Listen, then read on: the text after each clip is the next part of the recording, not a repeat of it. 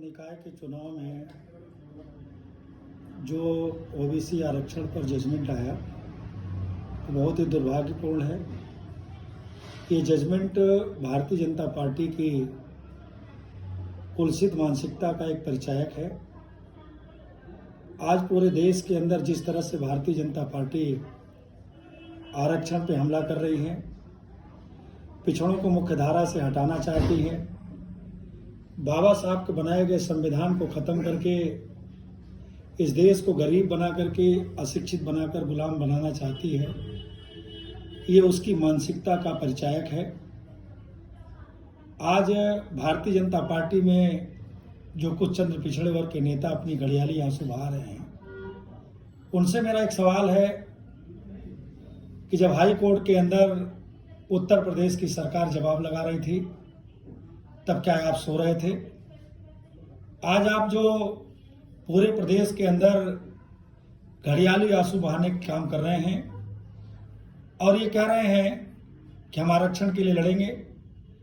आज अगर आरक्षण के लड़ने के लिए इतनी इच्छा है, तभी हाल में गोरखपुर के अंदर जो रिजल्ट आया, उस रिजल्ट को उठाकर देख लो।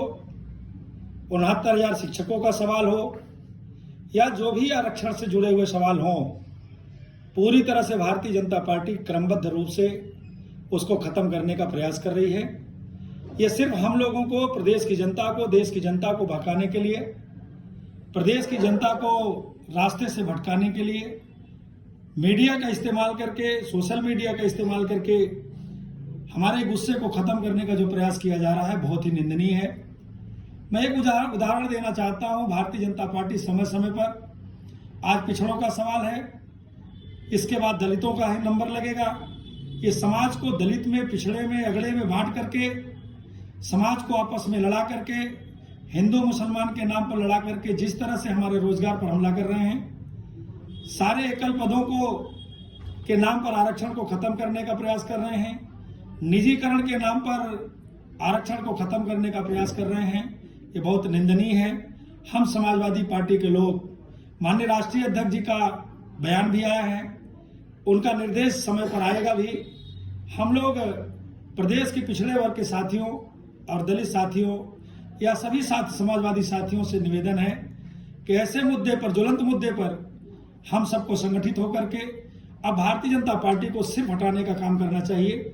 अगर हम लोगों ने तनिक भी लापरवाही किया, हम लोगों ने अगर तनिक भी, ये भारतीय जनता पार्टी में जब चुनाव का समय आता है, अभी विधानसभा का चुनाव था, 69,000 के शिक्षकों के सवाल पर उन्होंने कहा सरकार के बनते ही हम उनकी नियुक्ति कर देंगे। आज 8 महीने हो गया, लगातार नौजवान सड़क पर संघर्ष कर रहा है, लाठियां खा रहा है, तमाम नौजवान अपमान के घूंट जी रहे हैं, तमाम नौजवानों की मौत हो गई, लेकिन इस सरकार के ऊपर जो नहीं रेंग रहा है। इसलिए मैं कहना चाहता हूं प्रदेश के साथियों से, देश के साथियों से, पिछड़े वर्ग के साथियों से, दलित वर्ग के साथियों से, अल्पसंख्यक साथियों से, बाबा साहब को मानने वाले लोगों से, संविधान पर भरोसा रखने वाले लोगों से, अब जिस तरह से ये आरक्षण को खत्म करके पुरानी व्यवस्था को लाना चाहते हैं, इस देश के अंदर आरएसएस की मानसिकता को लागू करके इस देश को गरीब बनाकर, गुलाम बनाकर अपने कब्जे में रखना चाहते हैं, इससे हम लोगों को लड़ने के लिए तैयार होना चाहिए।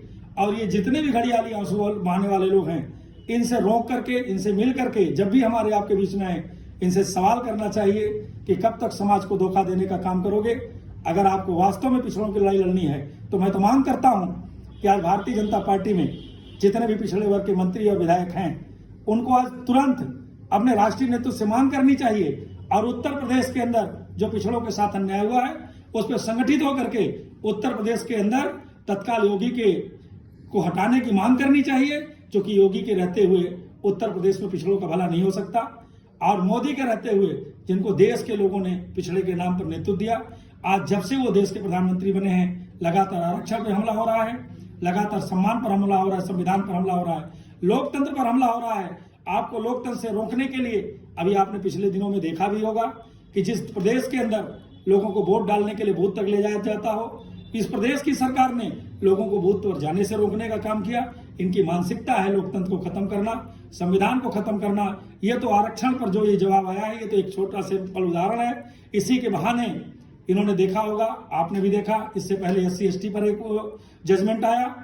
देश के जितने भी हिंदू संगठन थे, सारे हिंदू संगठनों ने बीजेपी के खिलाफ आंदोलन का बहाना बनाया, लेकिन उसी को लेकर के भारतीय जनता पार्टी के लोगों ने पुनः एक नाटक करने का काम किया कि हम दलित हितैषी हैं। लेकिन जो जैसे था SC/ST एक्ट का मुकदमा वैसे आज भी है, उसमें कोई परिवर्तन नहीं हुआ। लेकिन इस समाज पर एहसान लादने के लिए, उनको ढोंग रचने के लिए काम करते हैं। इसलिए मैं कहना चाहता हूं, इनके ढोंग से बचना होगा। और ये जितने भी लोग इनके छोड़े गए एजेंट हैं RSS और भाजपा के, जो पिछड़े के नाम पर छोड़े गए एजेंट हैं, उनसे सतर्क रहना होगा और सबको संगठित होकर के आरक्षण के लिए, संविधान के लिए लड़ना होगा। तभी आने वाली पीढ़ी आपको माफ करेगी, अथवा आपको पीढ़ी आने वाली माफ नहीं करेगी।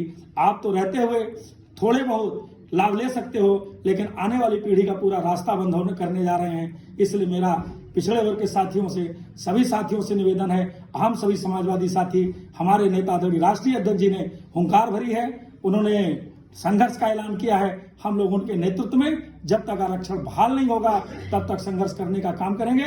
आरक्षण से और संविधान पर हमला, लोकतंत्र पर हमला किसी तरह बर्दाश्त नहीं करेंगे। बहुत बहुत धन्यवाद। जय भीम, जय भारत, जय समाजवाद। आदरणीय अखिलेश यादव जिंदाबाद। श्रद्धेय नेताजी अमर रहें।